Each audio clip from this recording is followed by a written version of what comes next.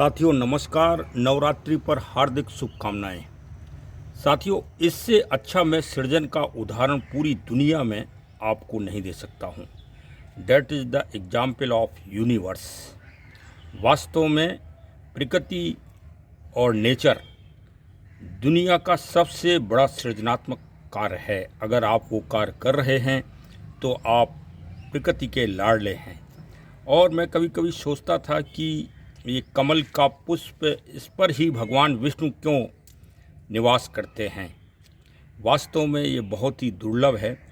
यदि शाम सुबह तो ये जीवों को इस तरह से पौष्टिक तत्व यानी पालनहार है, और शाम के टाइम भंवरा जो है घूमते हुए जब इस पे बैठ जाता है तो ये सूर्य के अस्त होने के साथ ही ये उसी में भंवरा बंद हो जाता है।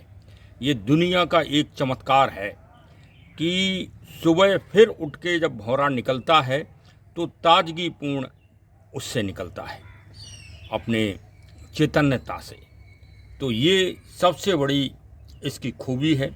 देखिए, मधुमक्खी अपना आहार ग्रहण कर रही है। इससे ये अपने जीवों को, बच्चों को और स्वयं को सृजन करेगी और पालन करेगी।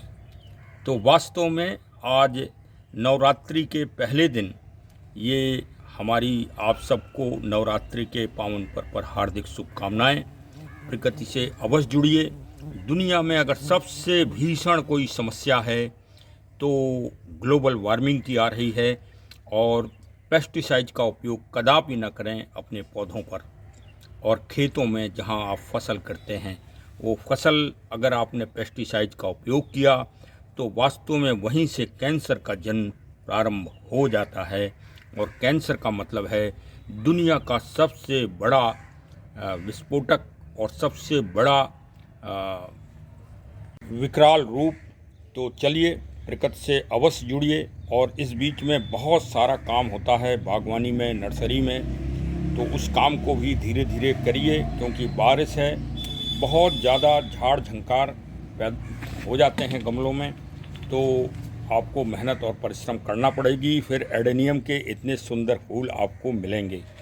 और ये देखिए, ये आपको दिखा दें, ये घुंघचू जिसे रत्ती दाना कहते हैं, ये उसकी बेल है और ये उसके पुष्प हैं। ये भी दुर्लभ पौधा है और रेयर हो गया है, और आयुर्वेद में ये 9 रत्नों में शामिल है।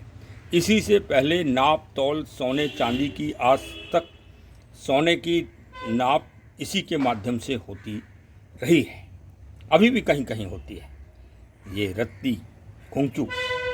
तो चलिए, इसी तरह से हमारे उससे आप जुड़े रहिए। देखिए, ये पौधा बारिश की चपेट में आ गया है, साइकस।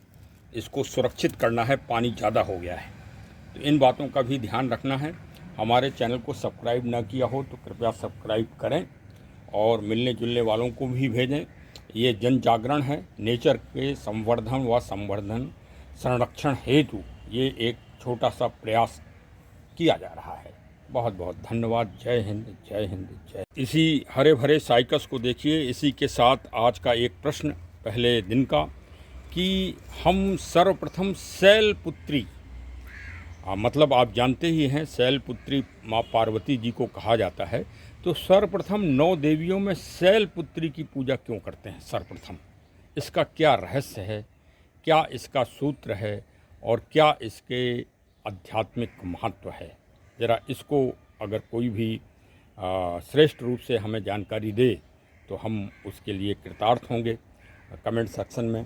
कि वास्तव में सर्वप्रथम हम 9 देवियों में, और सबसे पहले शैलपुत्री की और सबसे आखिरी में सिद्धदात्री माता की पूजा ही क्यों करते हैं?